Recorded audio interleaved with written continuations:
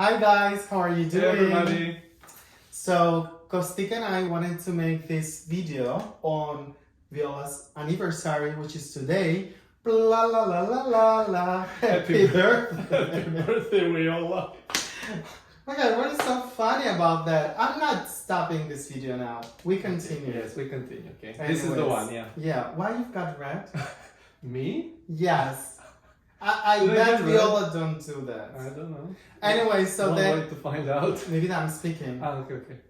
Anyways, the whole idea was suggested by a friend that we do a glossary. Anyways,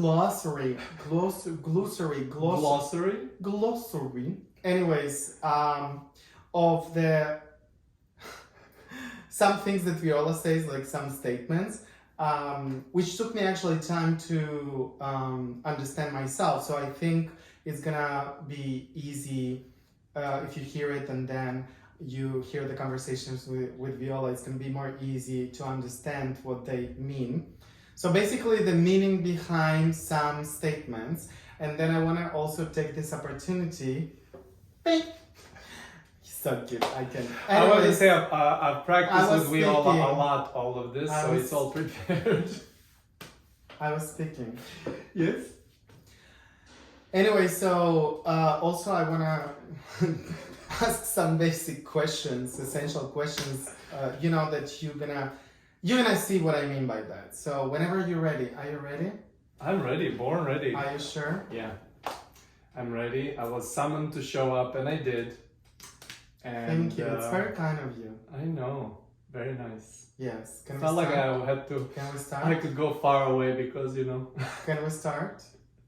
Okay, let's do it. Thank you. Are we on a time now? Yes. Oh, even though we're recording? The watch is clicking. The The clock is clicking. The watch is clicking? The watch is clicking. The clock. Oh no, not the clock. Do we? No, we're not recording this again. I'm just gonna bloop myself. I'm just gonna. You're gonna bloop this second thing. Oh my God, it's all you. Anyways, and me. Okay, let's start. This is gonna be really fun. Let's start. Let's do it.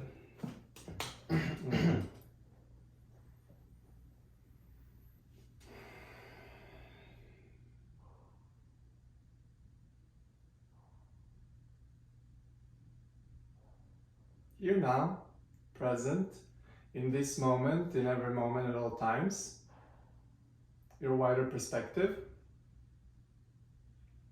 that which is a wider, different angle of you, at all times available for you to ask questions. In other words, to see the answers to the questions you're asking when you're fully focused outwards in your reality. Go ahead. Thank you, Weola. Okay, I have a few questions today. So, the first one, I would like for you to describe from your perspective, what is channeling, and how would you describe the state of Kosta at this moment when he flows? Whatever you're going to describe, you flow.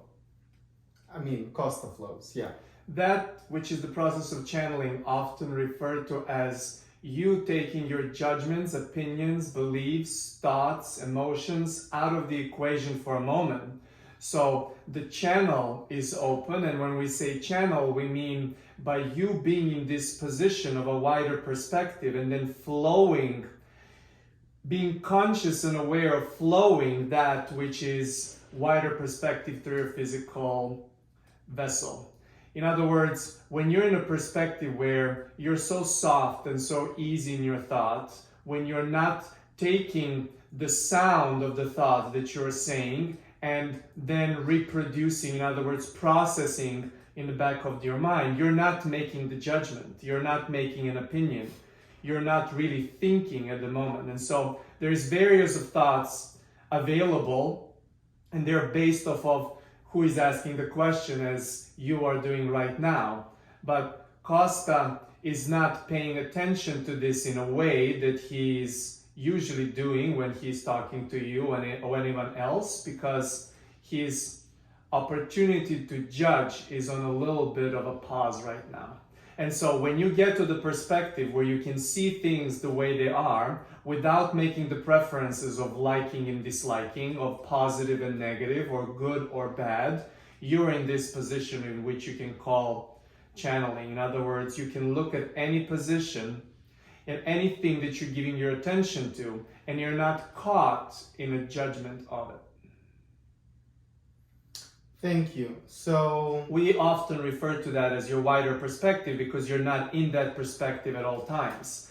In other words, when you are in this perspective and then directed to your flashlight of attention, well, then that wider perspective becomes a little bit more narrow. And when we say narrow, we do not mean less important. We do not mean that it is less significant or that there is no significance to it, but just pointed in a way when you can focus on something so specific and therefore form an opinion and therefore have the judgment and therefore measure up and therefore compare and therefore be curious and wondrous and ask the question.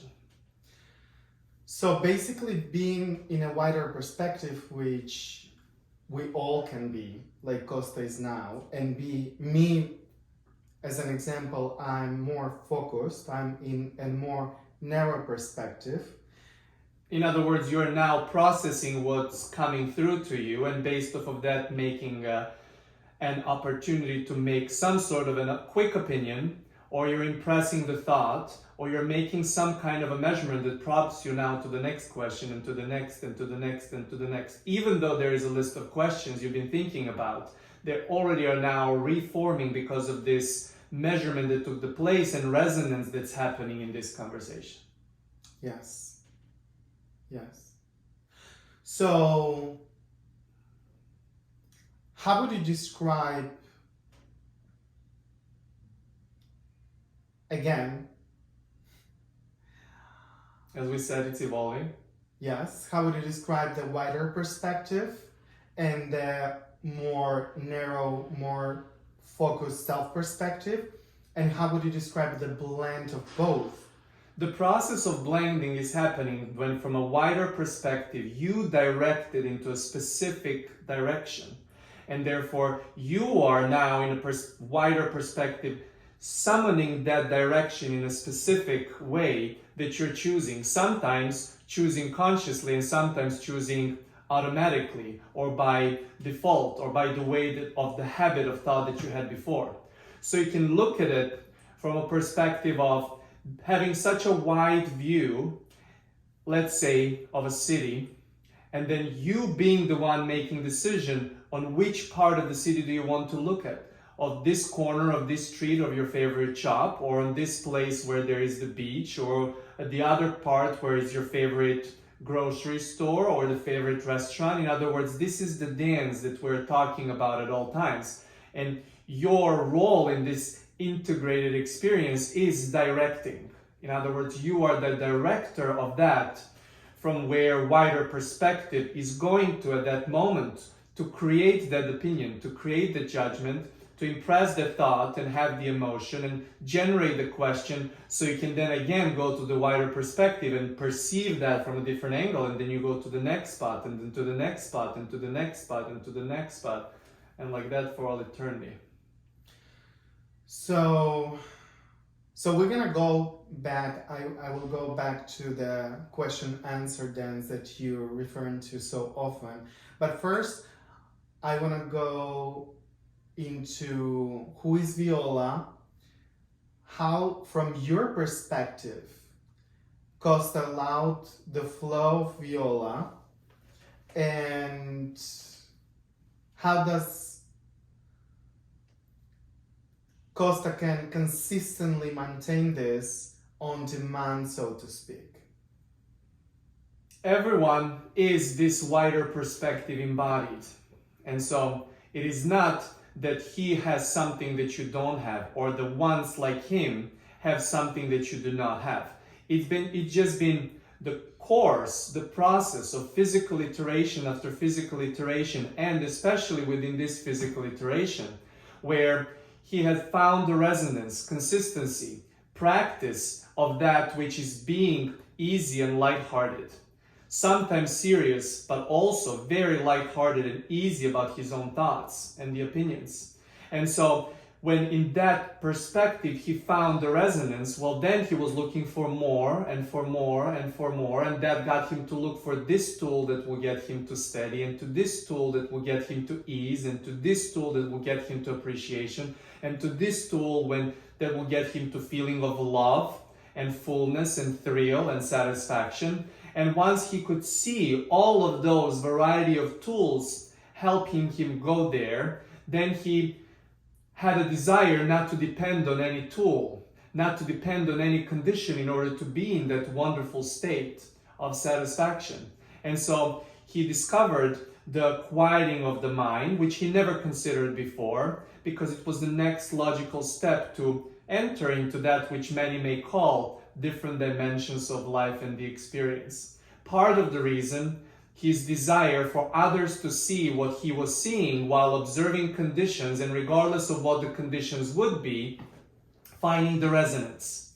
And then wanting others to be included on that, well, he needed to step up the game and bring more of that steadiness and consistency in it. His name even referring to the word consistency, and therefore he's been looking for tools and meditations that got him to do this. And so as soon as he was so close and receptive to it, that the switch from having a condition to having a no condition to get into this flow was rather easy. It did not take longer than just few months, few weeks that turned into few months until this flow could come through. But once he could feel this wider perspective coming through, but not being engaged with any particular condition outwards, well, then he could not have enough of it.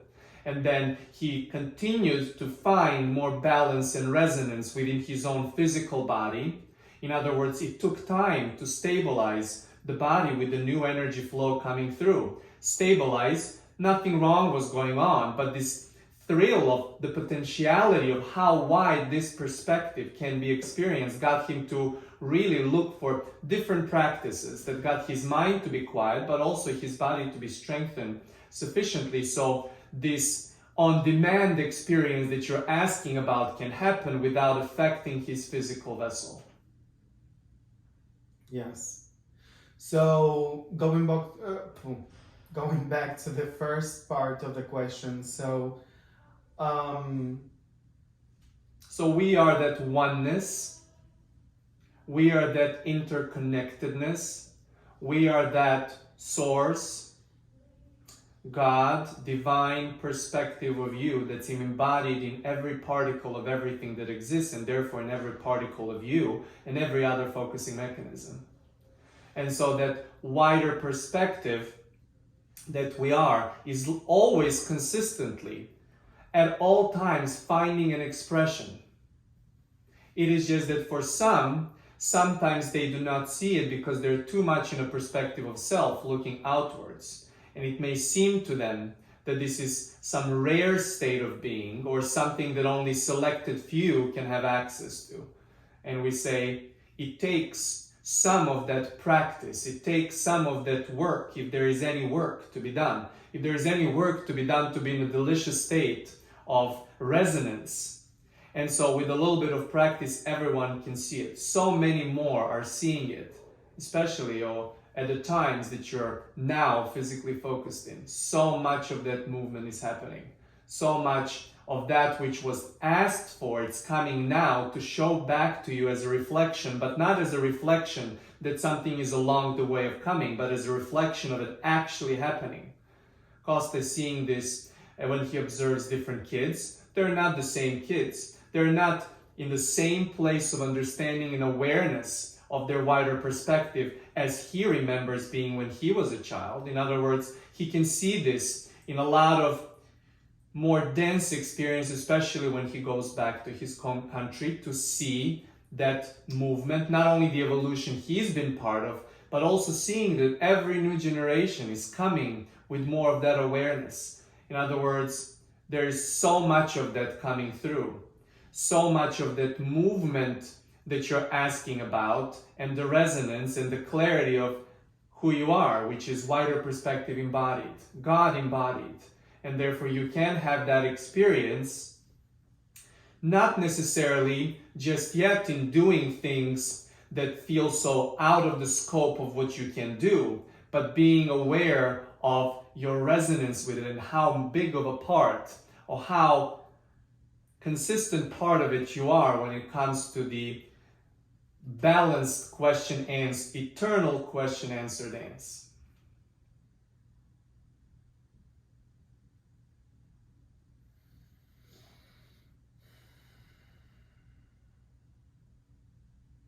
So, how would you describe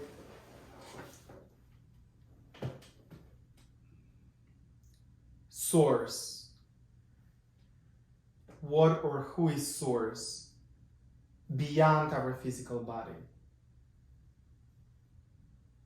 And what is the desire to understand this while you're physically focused?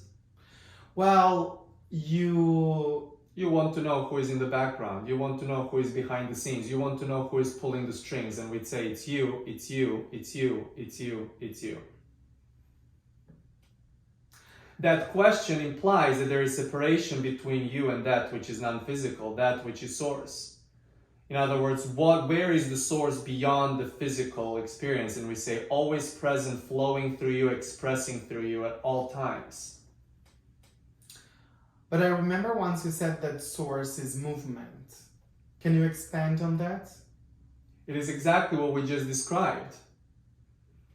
For as Got it.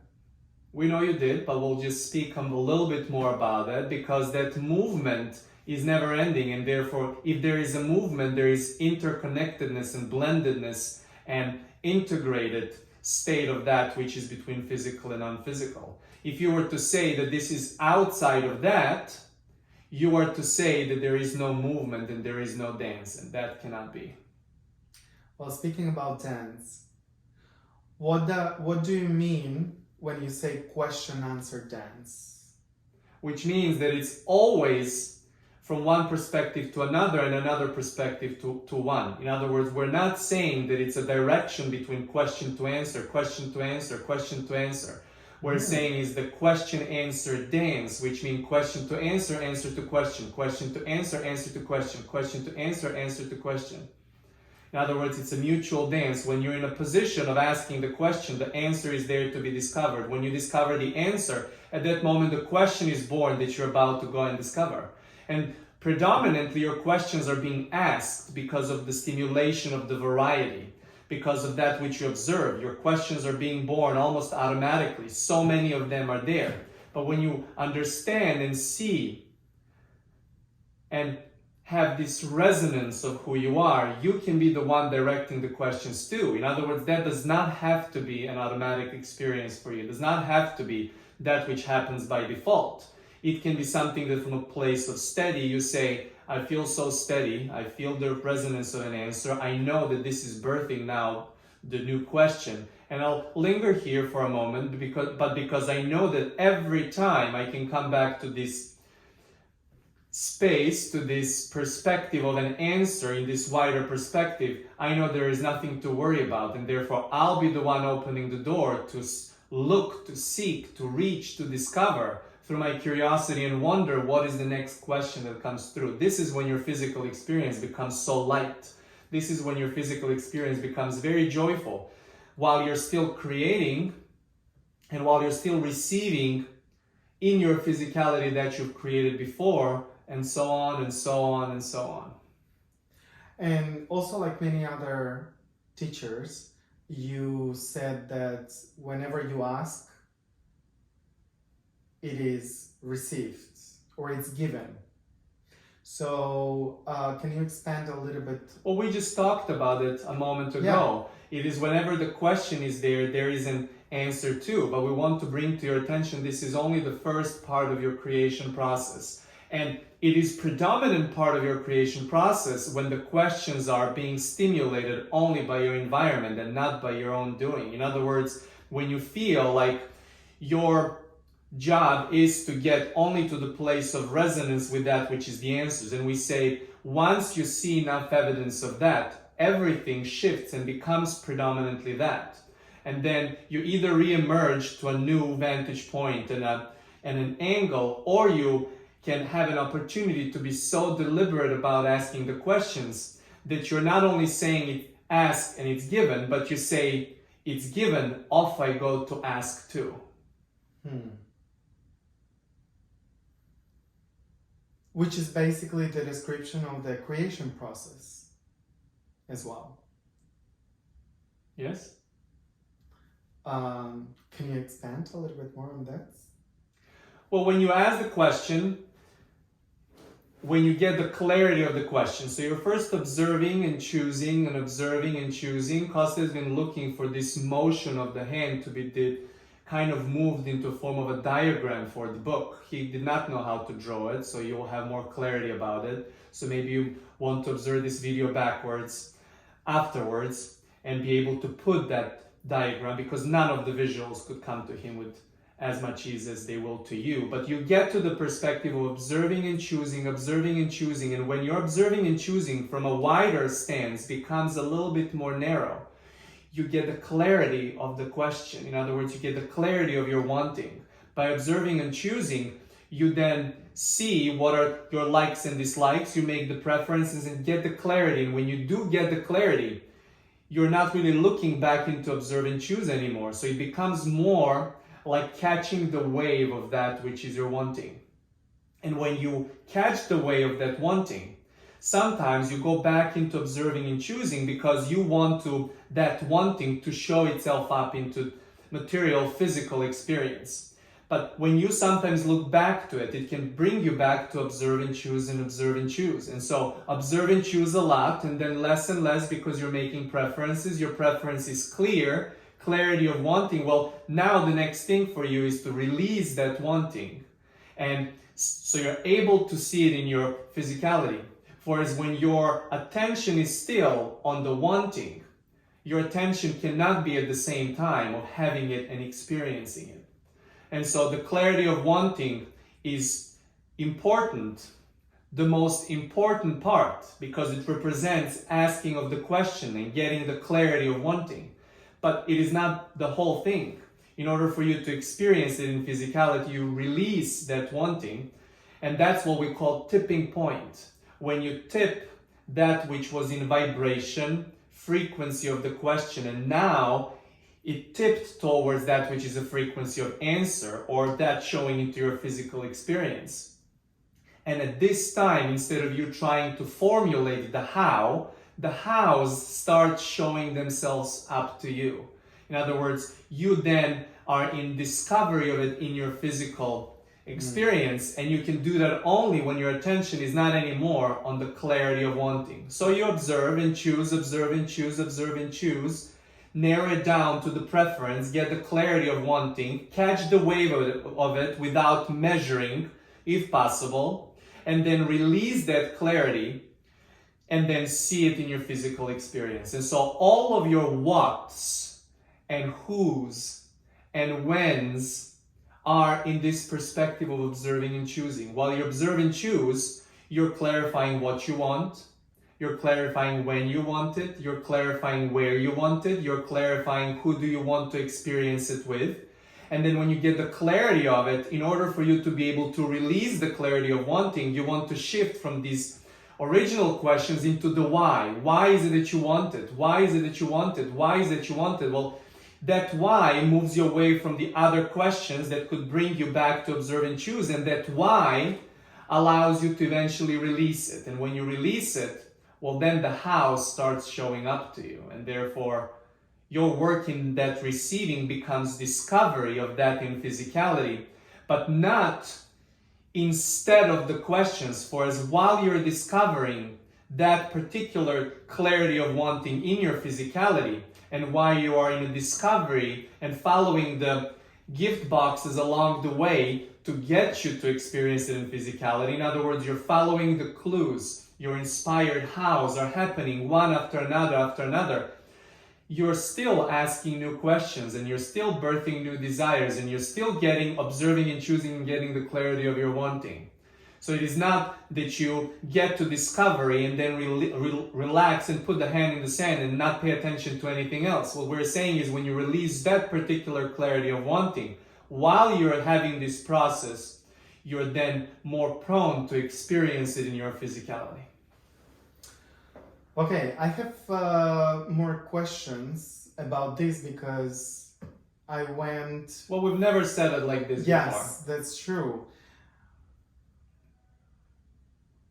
The first thing I want to clarify, and I think it comes also from a lot of people being confused, might be confused when you say release the wanting. They think that they have to deny the wanting. The way I understand it is that you release the resistance of the wanting, because the wanting... The only way to release that resistance of the wanting, of the bigness of that desire, is to release the wanting altogether, and therefore all of the resistance is gone, and therefore you can experience it rather quickly. So it's not that the release the wanting in a sense like give up the wanting, it's release the resistance. You would not catch a wave of wanting if you're releasing the desire. Desire cannot be released, but what you are getting at is when you try to shrink your desire, when you try to put it on a pause for a moment, that is a different experience. When you observe and choose, and you do not get the clarity of the wanting, because when you do get the clarity of the wanting, then you are not prone to so much measure.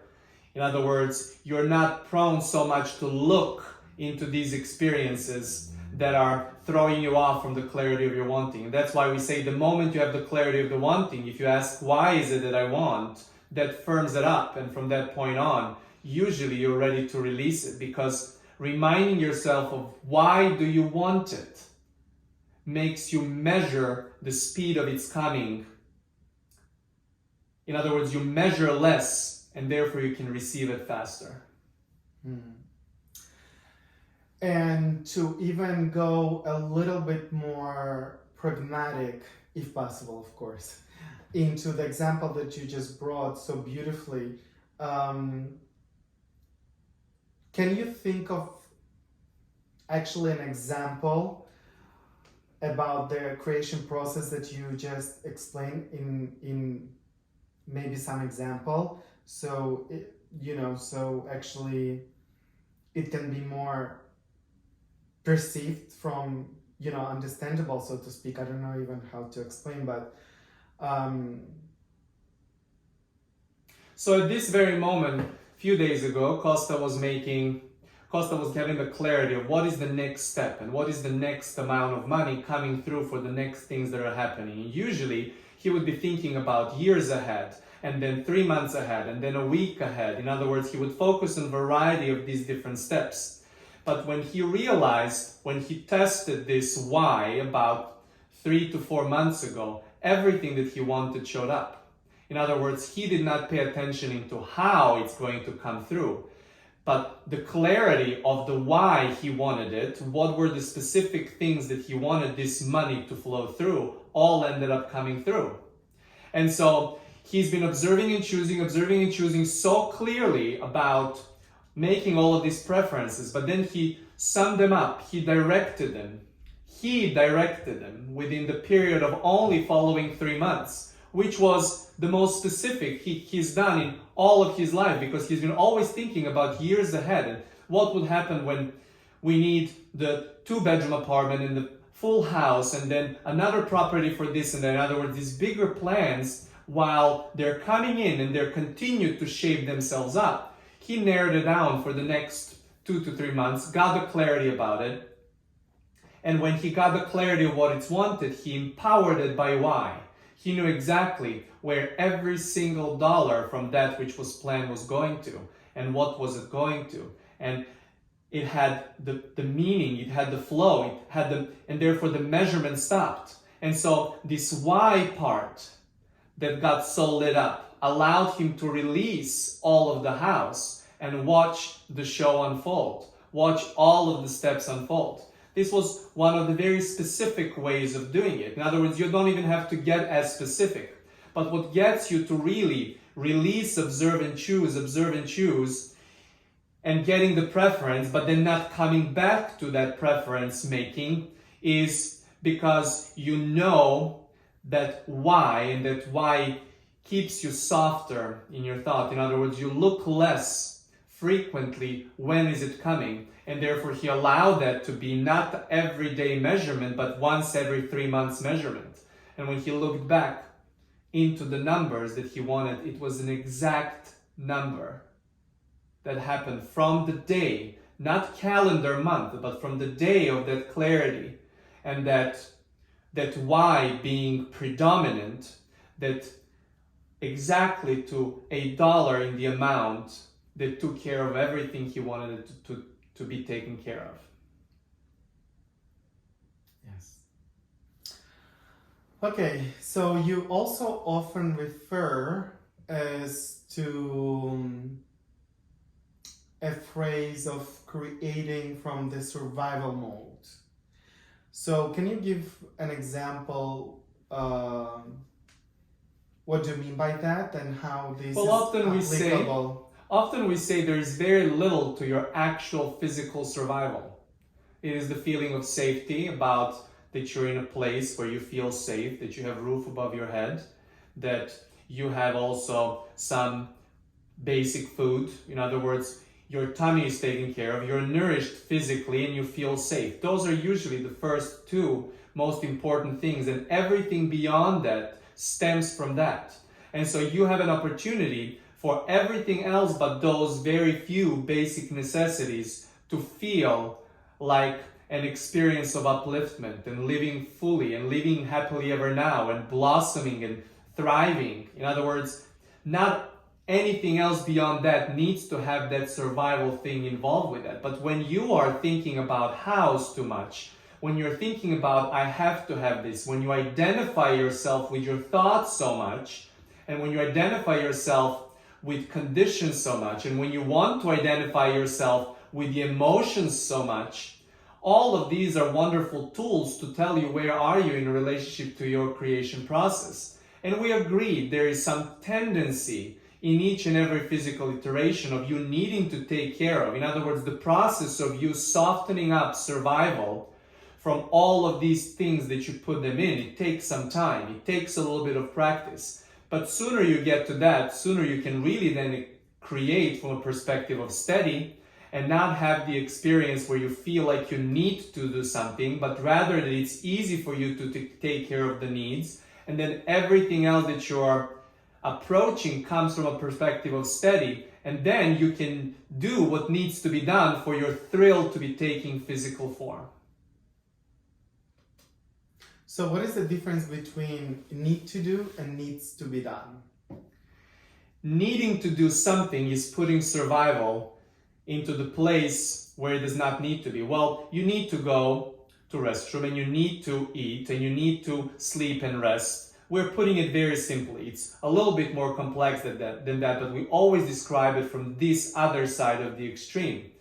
And then, so you can see it clearly. And then once those needs are taken care of, you really do not have the needs. Kosta is often thinking, well, I do not really have a need to go to the cruise. I do not really have the need to go to the restaurant. I do not really have the need to drive this certain thing. But that does not mean that I'm not to experience those.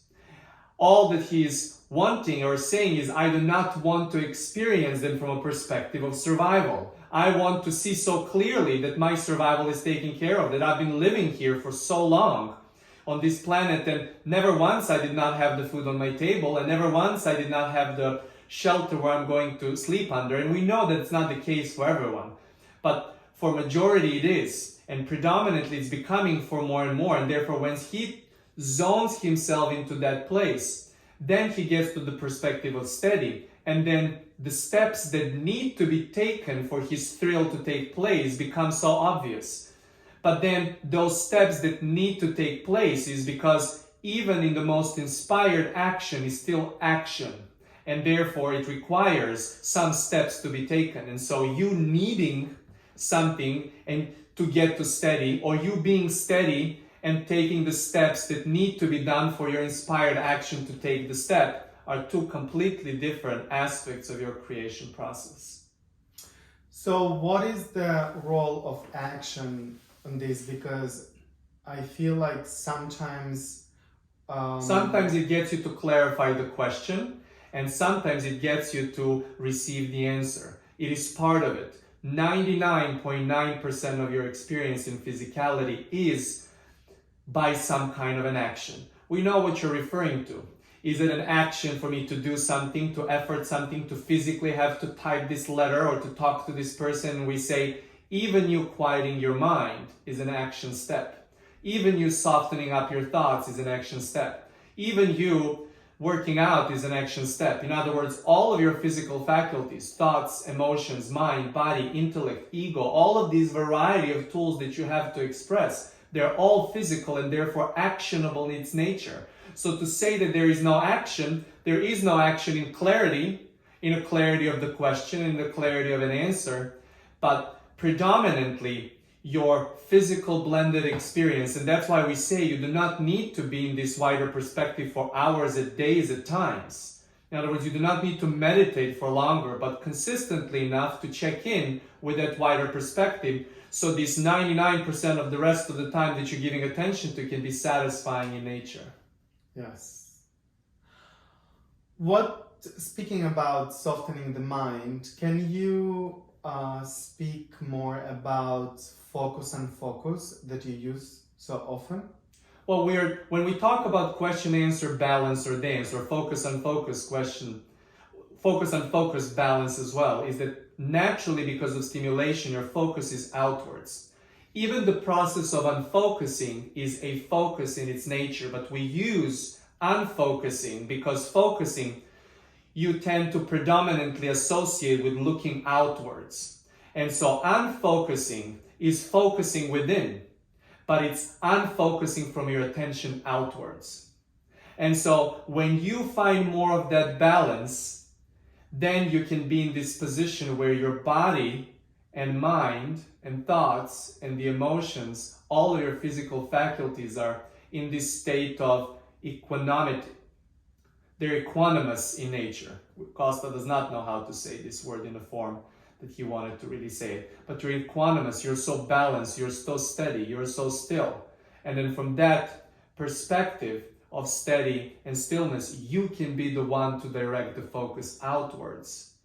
And so this happens on the softer end of your meditation, or on the softer end of your ease, on the softer end of your appreciation or relaxation, when you are ready to give your attention to something else. And we know that even if you don't do anything about it, your attention then will be stimulated by some variety. But when you get ahead of it this way, when you're aware that you're the one opening the door for the new focus outwards, well, now you're really experiencing that which is a God from your physicality.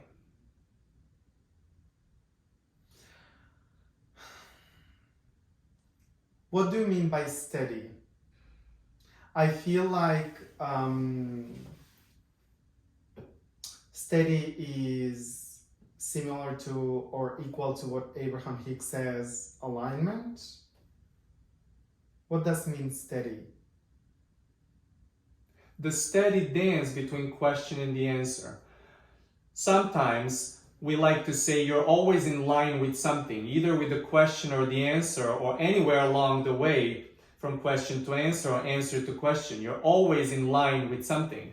And so when you being in line feels consistent to you, when you being in line with everything does not bother you, when you being in line with every part of the creation process is equally satisfying to you, well, then you are steady, because nothing is throwing you off. Because you're not looking that being in line with this is more beneficial than being in line with that.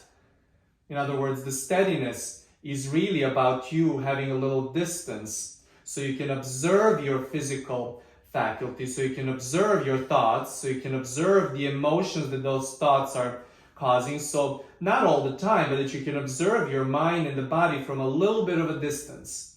So then you can see equal value in being in line with everything in your creation process. And once you see that, you can choose how long you stay in that which is conventionally called alignment, meaning something that feels really good, or something that it's necessary for you to experience which can be as soft as curiosity and wonder and does not have to bring to you any kind of negative emotion.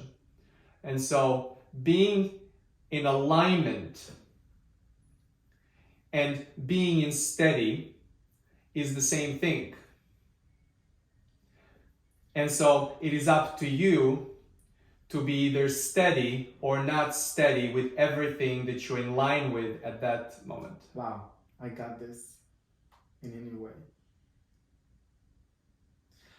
Wow, so I want to speak a little bit. Well, first, I want to see how would you describe non-physical, and I feel like we're talking about the same things, but I just want to touch the same thing from different angles. So non-physical and physical, how would you describe both? And we did in so many ways. I know. In so many ways, and we understand your tendency to continue to define this and to define that. And we say you cannot even define and explain that which you see in your physicality. And therefore your attempt to do it with non-physical from your physical perspective becomes rather futile. It becomes rather as a tug of war. You're trying to intellectualize sometimes that which can only be experienced. And speaking about physicality... Because if you were to have a definition of non-physical, that would be end of eternity. And that simply cannot be. Yeah.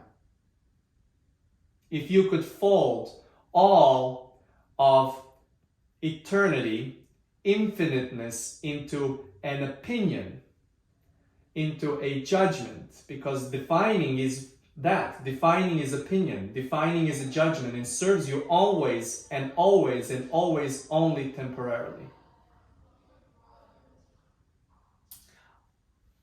Why does everything is eternal?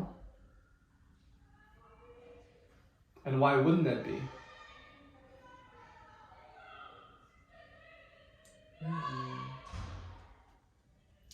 Some neighbors are having fun.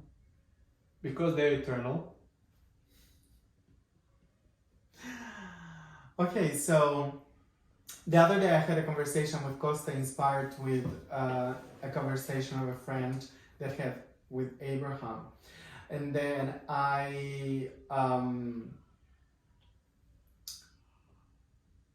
I'm just curious, I was fascinating because there's few aspects, particularly it was about thoughts, and then it went to receiving thoughts. So thoughts are physical, and I would like you to expand on that, as well as emotions, because emotions are triggered by thoughts. And I kind of like want to go and to different layers of physicality, you know, like our body, mind, thoughts, emotions, but also from the perspective of like earth, fire, water, air, which are also physical. So is there any explanation about the layers of physicality in a certain, I would say, order? Is it, you know... When you get to the perspective, wider perspective, and you point the flashlight, in other words, you're always pointing the flashlight of attention somewhere, and when you do, you're impressing into the thought. And that thought causes the emotion, and that emotion brings your intellect to be working and providing with the feedback that then give you sensation in your physical body. So we create thoughts from the... You impress into the thoughts. Me, the wider perspective. You're always in a perspective of that, and sometimes it feels to you that you're the one catching on this thought and catching on that thought, that you're going to download the thoughts. And we say, regardless of those thoughts being of your choice or not, You're always going into the wider perspective to think them, and this happens at all times. This is why the question-answer dance is happening at all times. This is how the focus on focus is happening at all times. It's just because you're choosing, deliberately or not, on purpose or not, automatically or not, you are impressing on the same thought over and over again. It seems to you that the thoughts are something that you're catching on and keep bumping into the same place from down up. And we say you always go within, therefore into the wider perspective, and impress on them. And because the pathway is the same or similar, and there is a dent in it because of consistency or frequency of impressing that thought, it feels to you like you're not going to the wider perspective to experience it again. In other words, there is not a moment in time where you do not have that which is unfocused from your reality. There is not the moment in time when you do not feel the balance that we're talking about. It is just what part of the creation process is predominantly perceived by you. And so if it's that always outwards, outwards, outwards, outwards, physical, physical, physical, physical, thought, you do not see how the mechanism of creation is happening at all times. And that's why we say you do not need much to pull wider. You do not need to spend too long of a time. Once a day or a few times per day, when you get to this place of feeling balanced, where you can see that from a little bit of a distance and observe the whole creation process that empowers you and shows you what was your one of original questions, to get into this wider perspective on demand. So how does the thought is created, and how do thoughts become things? Most of the thoughts that you're experiencing have already been there. In other words, you're just impressing on the thoughts and catching in. Kosta now is flowing the thoughts that have been there for quite some time. In other words, predominantly, there is always an opportunity for the birth of a new thought, and that comes from the question that you're asking from your unique physical vantage point. Yeah, that's what I thought. And how do these thoughts become a form, a physical form? By you seeing the ease in that which is the creation process, by you seeing how the creation process happens. And sometimes you need to put the dent in that. You need to impress. This is why that why is so beneficial, to allow you to stop making a dent, because that which is a thing that comes from thought can come from a variety of angles. It does not have to come from that way you might be thinking that it needs to come from. And so that goes with the ease of you observing, choosing, getting the clarity of the wanting, and then finding that discovery. In that discovery that's already there, 99% of that which is the desire of thought that turns into a thing from what you're experiencing, majority of it is already there in physicality in the moment of your asking. And so when you're looking for that which is something new, you're not looking to discover something that's outside of you. You're producing something new to line up with an experience by the potency of your question. And therefore the ones who you see are innovating and leading innovation and leading improvement of not just them, but so many around, are the ones who found the steadiness sufficiently that they can ask so many questions without having a feeling that will throw them off and put them on a path of any kind of uncomfortable place. In other words, they have tools to get to steady, and they're so confident in their tools, regardless of somebody else holding a steady for them or them doing it for themselves, that they can then really be abundant in their question asking. What do you mean by discovering? Everything is discovery for you. You're discovering the answer from question, and you're discovering question from answer. 99.9999999% of your time is discovery.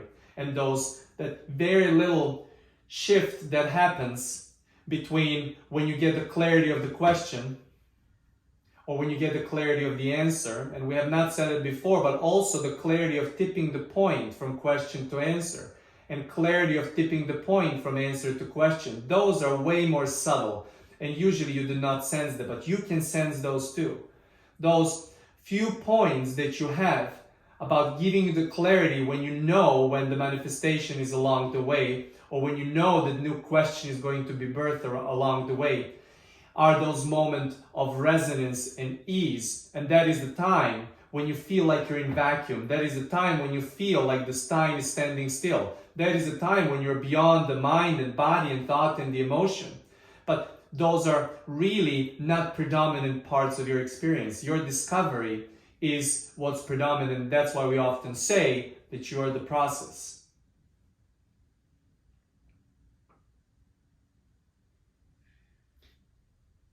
What do you mean by that we are the process?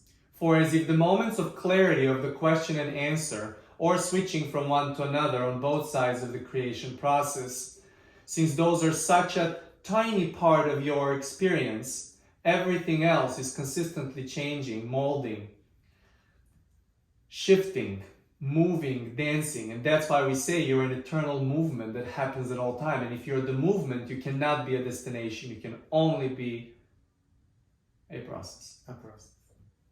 So good.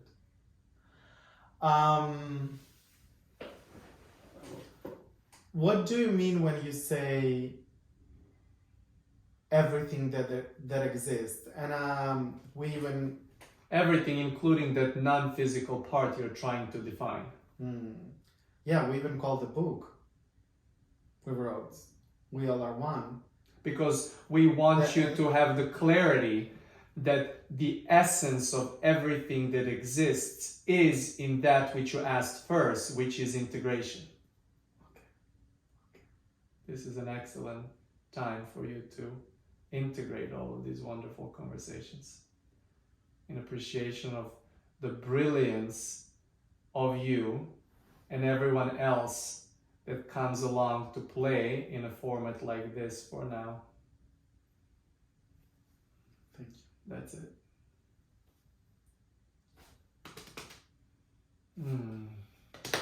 Booby! Booby! Vida, you had a session on Weola's birthday. And I wanted more, but no. I had more questions. You? What? Yeah. But did you want to flush all of them out? Yes. He's like, but you? Okay, guys. Dame un besito. We Oh my love gosh, you. this is how it goes. I'm like, I'm kiss relaxed. me. No, We love you.